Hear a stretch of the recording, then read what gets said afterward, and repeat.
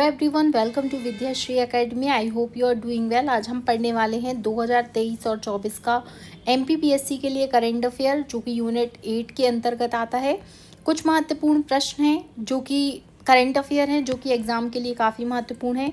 16 फरवरी के एग्ज़ाम में आपको बहुत सारे करंट अफेयर के क्वेश्चन यहाँ से देखने को मिल सकते हैं। सबसे पहला फैक्ट है कि अंतर्राष्ट्रीय गीता महोत्सव का आयोजन कहाँ पर किया गया था? तो 8 से 11 दिसंबर को इसका आयोजन हुआ था भोपाल में। तो ये काफ़ी महत्वपूर्ण है और ये आपको याद रखना है। इसके बाद में विक्रम सांस्कृतिक पर्व। अब विक्रम सांस्कृतिक पर्व का आयोजन 11 मार्च से 9 अप्रैल के बीच में हुआ था और ये कहाँ पर हुआ था? ये उज्जैन में हुआ था। फिर कालजयी महानायकों पर केंद्रित भारत का पहला वीर भारत संग्रहालय का शिलान्यास हुआ है, ये आपको याद रखना है। फिर विक्रमादित्य वैदिक घड़ी की शुरुआत हुई है। ये विक्रमोत्सव जो हुआ था उज्जैन में, वहाँ पर इसकी शुरुआत हुई है, आपको याद रखना है। उज्जैन में कुछ और फैक्ट हैं, जैसे फर्स्ट जो है मेडिकल डिवाइस पार्क, वो कहाँ पर बन रहा है? वो बन रहा है उज्जैन में। इसके अलावा आप याद रख सकते हैं कि जो वैदिक घड़ी है, वैदिक घड़ी का भी निर्माण कहाँ पर हुआ है? उज्जैन में हुआ है। फिर और क्या क्या मध्य प्रदेश में हुआ है? तो मध्य प्रदेश में बनाया जा रहा है श्री कृष्ण पाथेय न्यास क्या है? तो ये सांदीपनी आश्रम, नारायण गांव, उज्जैन, जानापाऊ, जहाँ जहाँ पर श्री कृष्ण जी ने अपनी लीलाओं का प्रदर्शन किया है, उन सब तीर्थ स्थलों को एक साथ जोड़ा जाएगा। तो ये आप याद रख सकते हैं। और मध्य प्रदेश में अब क्या है? जो कुल गुरु हैं, जो कुलपति हैं, वो क्या कहलाएंगे? कुल गुरु कहलाएंगे।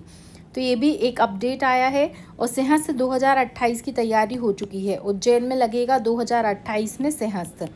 तो ये महत्वपूर्ण फैक्ट हैं। अब नागरिकों के हितों में स्वशासन के लिए क्या क्या कर रही है सरकार? तो यहाँ पर 11 से 26 दिसंबर तक प्रदेश स्तरीय जन कल्याण पर्व मनाया जाएगा। तो ये इतना महत्वपूर्ण नहीं है, बट आप याद रख सकते हैं कि मुख्यमंत्री जन कल्याण अभियान की शुरुआत 11 दिसंबर से लेकर 26 जनवरी 2025 तक होगी। फिर मध्य प्रदेश जो है वो राजस्व प्रकरण को ऑनलाइन निराकरण करने वाली साइबर तहसील बन चुकी है, मतलब मध्य प्रदेश ने ये पहला काम किया है। फिर मध्य प्रदेश साइबर तहसील 2.0 प्रारंभ करने वाला पहला राज्य बन चुका है, ये महत्वपूर्ण है फैक्ट यहाँ पर। और यहाँ पर संपदा 2.0 पोर्टल शुरू हुआ है, जो कि ई रजिस्ट्रेशन और ई स्टाम्पिंग के माध्यम से संपत्ति की रजिस्ट्री करेगा। तो ये काफ़ी महत्वपूर्ण फैक्ट हो जाता है। 1972 के नियमों में बदलते हुए मंत्री, विधानसभा अध्यक्ष, उपाध्यक्ष, नेता प्रतिपक्ष अपने वेतन और भत्तों पर आयकर का भुगतान स्वयं करने का निर्णय उन्होंने लिया है। फिर बालाघाट में ये महत्वपूर्ण नहीं है, सुविधाजनक cloud computing, Madhya Pradesh cloud policy 2024 में मध्य प्रदेश ने उद्घाटन किया है। तो ये भी काफ़ी महत्वपूर्ण फैक्ट है। फिर यहाँ पर आप देख सकते हैं कि जो श्री बादल भोई जनजाति स्वतंत्रता संग्रामी थे, उनके नाम पर छिंदवाड़ा में क्या बन रहा है? संग्रहालय बन रहा है। एवं जबलपुर में किसके नाम पे बन रहा है? राजा शंकर शाह रघुनाथ शाह। दोनों प्रश्न हैं एमपीपीएससी में पूछे जा चुके हैं। एक ये बादल भोई वाला क्वेश्चन भी आ चुका है और शंकर शाह रघुनाथ शाह वाला भी आ रहा है। तो आपसे पूछा जा सकता है कि शंकर शाह रघुनाथ शाह जो म्यूजियम है, उसकी स्थापना कहाँ पर हो रही है? तो आपको याद रखना है, ये हो रही है जबलपुर में। और जबलपुर एयरपोर्ट और मदन महल फ्लाईओवर जो है वो वीरांगना रानी दुर्गावती जी के नाम से जाने जाएंगे। तो ये भी काफ़ी महत्वपूर्ण फैक्ट है। तेंदुपत्ता, आप जानते हैं कि तेंदुपत्ता के उत्पादन में मध्य प्रदेश प्रथम स्थान पर रखता है। तो इसका मानदेय 3,000 रुपये प्रति बोरा से बढ़ाकर 4,000 रुपये प्रति बोरा कर दिया गया है। फिर पीएम जनमन योजना के अंतर्गत सबसे पहली जो जनमन कॉलोनी है वो कौन सी है? शिवपुरी है। बहुत महत्वपूर्ण क्वेश्चन है, इसको आईएमपी मार्क कीजिएगा। और देश में सबसे पहली सड़क जो है वो बालाघाट जिले में बन रही है जनमन योजना के अंतर्गत। इसके अलावा जो आकांक्षा योजना है, एमपीपीएससी पूछ चुका है आकांक्षा योजना किस लिए है? तो आकांक्षा योजना के तहत जो जेईई, क्लैट, नीट जैसी परीक्षाएं, उनकी फ्री कोचिंग कराई जाती है। छात्रावास के विद्यार्थियों की समस्या के निराकरण के लिए 24/7 मित्र हेल्पलाइन। तो आपसे पूछा जा सकता है कि मित्र हेल्पलाइन का संबंध किससे है? तो ये एजुकेशन से रिलेटेड है। फिर पैसा का फुल फॉर्म क्या है? Panchayat extension schedule area. जो पैसा एक्ट है वो 89 जो जनजातीय विकास खंड है उनमें लागू हो चुका है। पैसा मोबिलाइज़र का मानदेय जो है वो 4,000 रुपये पर मंथ से बढ़कर 8,000 रुपये पर मंथ किया गया है। और सिकल सेल एनीमिया, चूँकि ये सिकल सेल अलग से आपके सिलेबस में है यूनिट 7 में, तो सिकल सेल जो हीमोग्लोबिन पैथी मिशन है उसको भी 89 जनजातीय जो विकास खंड है उनमें लागू किया गया है। और सिकल सेल के लिए उन्मूलन कार्यक्रम कहाँ से शुरू हुआ था? शहडोल से हुआ था। कब हुआ था ये डेट आपको मुझे कमेंट बॉक्स में लिखकर बतानी है। अब युवाओं के लिए क्या क्या काम हो रहा है, तो ये आपसे पूछा जा सकता है कि भारत सरकार के जो PLF सर्वे में मध्य प्रदेश ने दर्ज की है सबसे कम बेरोजगारी दर। अब आई डोंट नो ये कैसे इनका डेटा है, बट मध्य प्रदेश का जो आंकड़ा है बेरोजगारी का वो यहाँ पर बता रहे हैं कि मध्य प्रदेश के बेरोजगार काफ़ी कम बेरोजगारी में हैं। फिर स्टार्टअप को लेकर सहभागिता में 50,000 रुपये से लेकर 1,50,000 तक की वित्तीय सहायता मिलेगी राष्ट्रीय और अंतर्राष्ट्रीय आयोजनों में सहभागिता के लिए। फिर क्वेश्चन आ सकता है कि मुख्यमंत्री सीखो कमाओ योजना, इसके तहत 2024 में 20,000 जो युवा हैं उनका चयन हुआ है और उनको 41 करोड़ का स्टाइफंड वितरित किया जाएगा। फिर हर विकास खंड में स्पोर्ट्स कॉम्प्लेक्स बनाए जाएंगे। सतना में बनेगा स्पोर्ट्स कॉलेज और सिंथेटिक ट्रैक, महत्वपूर्ण फैक्ट है ये। 1 डिस्ट्रिक्ट 1 कॉम्प्लेक्स के अंतर्गत सभी जिलों में क्या एक खेल स्टेडियम खोले जाएंगे। और उज्जैन में इंजीनियरिंग कॉलेज में IIT सैटेलाइट कैंपस, अभी तक जो पढ़ा है हमने यूथ के लिए उसमें सबसे इम्पॉर्टेंट है IIT सैटेलाइट कैंपस का उद्घाटन कहाँ होगा? उज्जैन के इंजीनियरिंग कॉलेज में होगा। अब हम बात करने वाले हैं अन्नदाता कृषकों के लिए क्या क्या हो रहा है। तो पंचायत में PM किसान समृद्धि केंद्रों की स्थापना की जाएगी। रानी दुर्गावती अन्न प्रोत्साहन योजना, ये स्कीम कब से शुरू हुई है आप बता सकते हैं कमेंट बॉक्स में। इसमें किसानों को 1,000 रुपये प्रति क्विंटल की दर से अधिकतम कितना पैसा? अधिकतम 3900 प्रति हेक्टेयर की अतिरिक्त सहायता मिल सकती है। तो ये फैक्ट भी एग्जाम में आ सकता है। फिर गेहूं के लिए प्रति क्विंटल जो बोनस है वो 125 रुपये का मिलेगा, महत्वपूर्ण फैक्ट है। अटल कृषि ज्योति योजना, इस तरीके का क्वेश्चन MPPSC पहले भी पूछ चुका है कि कितने हार्स पावर तक के किसानों की ऊर्जा मिलेगी, तो वो 10 हार्स पावर तक होगी। फिर सोलर पंप योजना के तहत प्रधानमंत्री कृषि सूर्य योजना का नाम लागू होगा।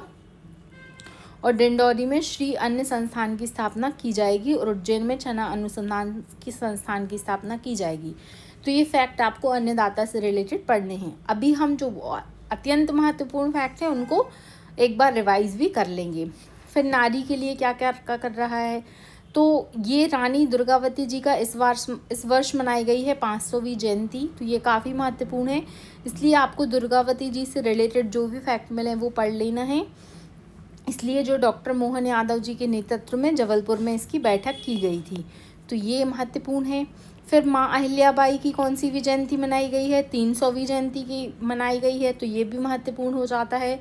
तो ये भी हमें याद रखना पड़ेगा अहिल्याबाई से रिलेटेड फैक्ट। और दमोह का नाम चूँकि दयाबंती रानी के नाम पर ही पड़ा है, तो यहाँ पर दयाबंती म्यूज़ियम बनाने की घोषणा की गई है। और शासकीय सेवाओं में महिलाओं को मिलेगा 35% आरक्षण।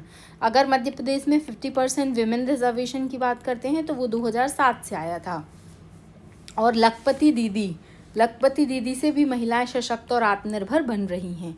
तो ये काफ़ी महत्वपूर्ण फैक्ट थे आत्मनिर्भर और आत्मविश्वास से भरपूर नारी शक्ति के लिए। अब स्वास्थ्य के लिए क्या क्या प्रोग्रेस कर रहा है मध्य प्रदेश, तो यहाँ पर ये तो महत्वपूर्ण फैक्ट है कि आचार्य श्री विद्यासागर जी महाराज जो जैनों के आचार्य थे और उनके नाम पर आयुर्वेद मेडिकल कॉलेज का संचालन किया जाएगा सागर में, तो ये आपसे पूछा जा सकता है। फिर मेडिकल कॉलेज सिवनी, मंदसौर और नीमच में खुल रहे हैं। 800 आरोग्य मंदिर का संचालन मध्य प्रदेश में किया जा रहा है।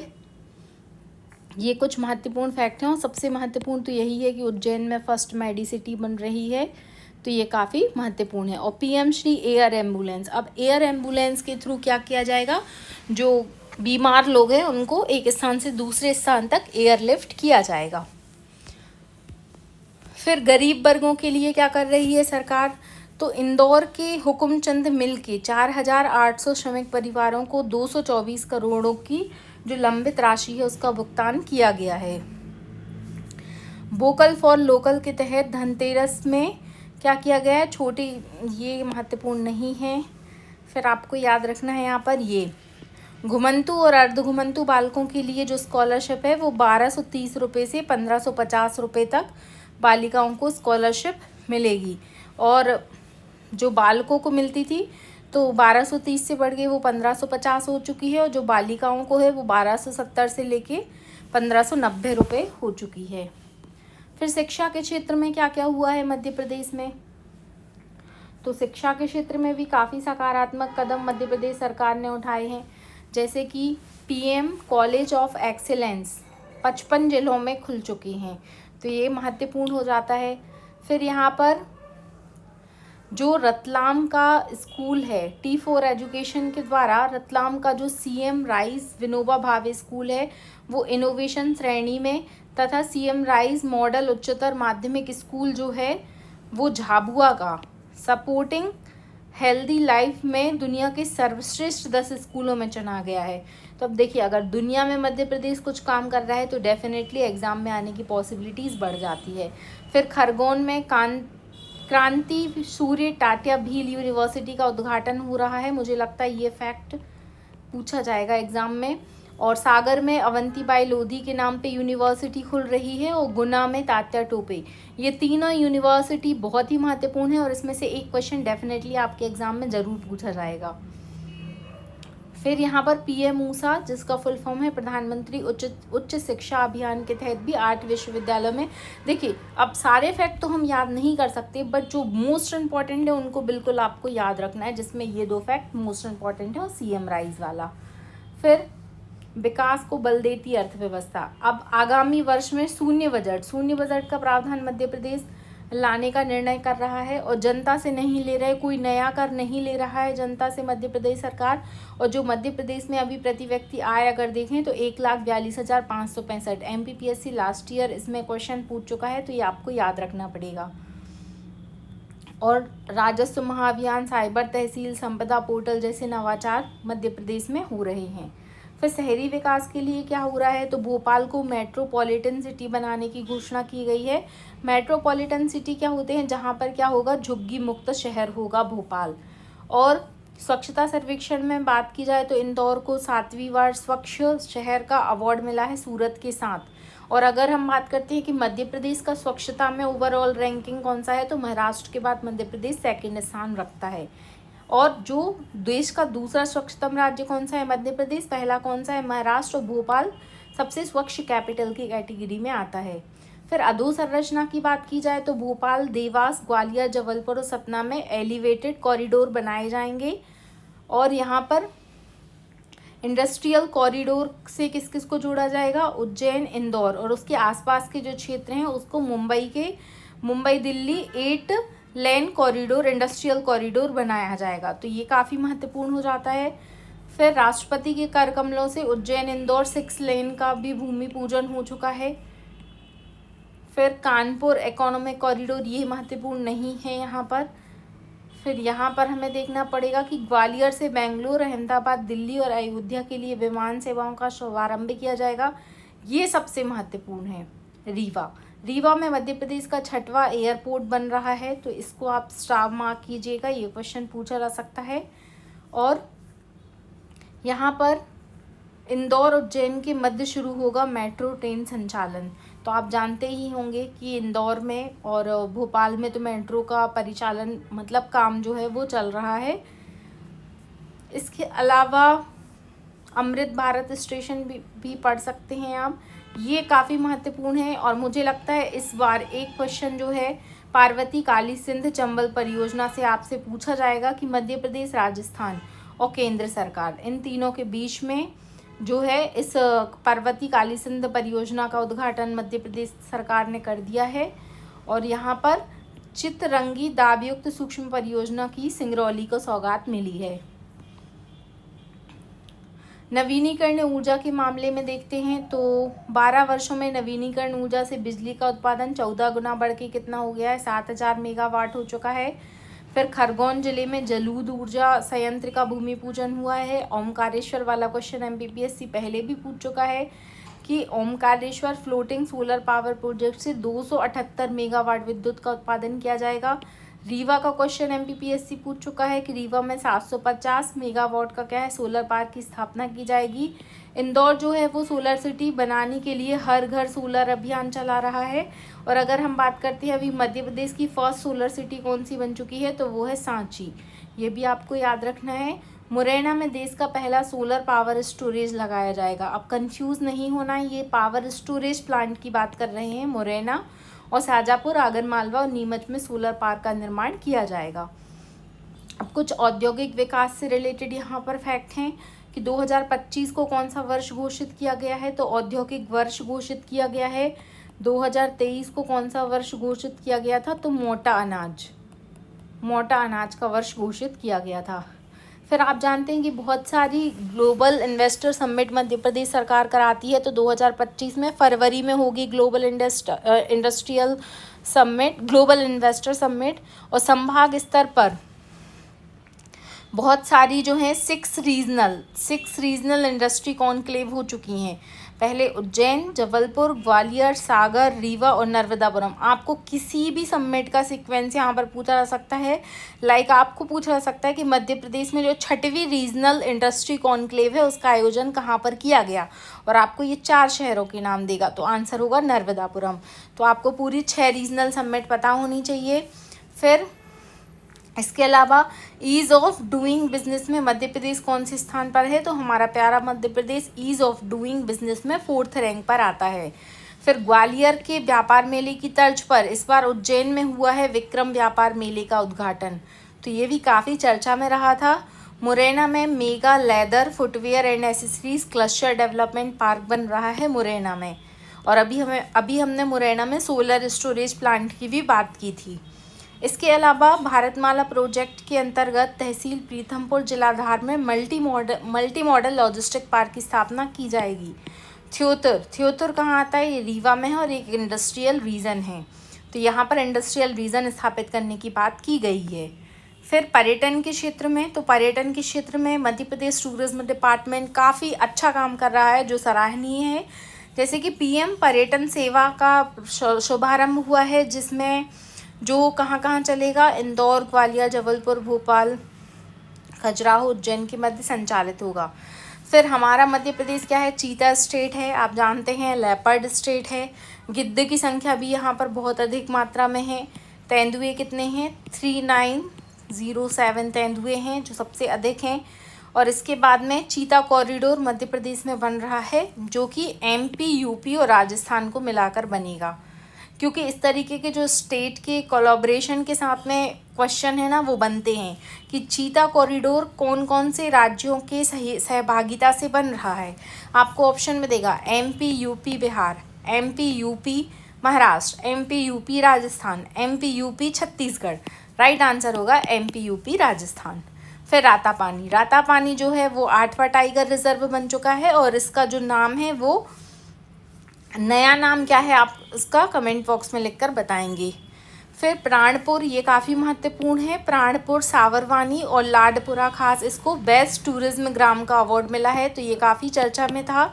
और जो अशोकनगर के चंदेरी के प्राणपुर, आप जानते हैं कि चंदेरी की जो साड़ियाँ हैं उनको तो क्या है जीआई टैग मिला था सबसे पहला 2005 में, लेकिन अशोकनगर के जो चंदेरी के प्राणपुर ग्राम में पहला क्राफ्ट हैंडलूम टूरिज्म विलेज, ये भी काफ़ी महत्वपूर्ण क्वेश्चन है कि फर्स्ट जो है क्राफ्ट हैंडलूम टूरिज्म विलेज कहाँ पर है, तो वो चंदेरी के प्राणपुर में है। इसके अलावा मध्य प्रदेश टूरिज्म डिपार्टमेंट को वेस्ट मतलब जो सस्टेनेबल स्टेट टूरिज्म डिपार्टमेंट का अवार्ड मिला है, तो ये महत्वपूर्ण है। और भारत में 6 ऐसे स्थल हैं जो कि विश्व धरोहर यूनेस्को की अस्थायी सूची में शामिल हो चुके हैं। तो इसमें कौन कौन से, ग्वालियर का किला जिसे जिब्राल्टर ऑफ फोर्ट के नाम से जाना जाता है, धमनार का ऐतिहासिक समूह, धमनार की गुफाएं कहाँ हैं कमेंट बॉक्स में बताइएगा, भोजपुर का भोजेश्वर मंदिर जिसे क्या कहा जाता है, मध्य प्रदेश का सोमनाथ कहा जाता है। इसके अलावा चंबल घाटी में जो रॉक कला है, और खूनी भंडारा बुरहानपुर, और रामनगर में मंडला का गौड़ स्मारक। ये 6 ऐसे स्थल हैं जिनको क्या है मध्य प्रदेश ने यूनेस्को के बेस्ट हेरिटेज सेंटर द्वारा भारत की अस्थायी सूची में शामिल किया है। हो सकता है कि फ्यूचर में ये यूनेस्को साइट में भी आ जाएं।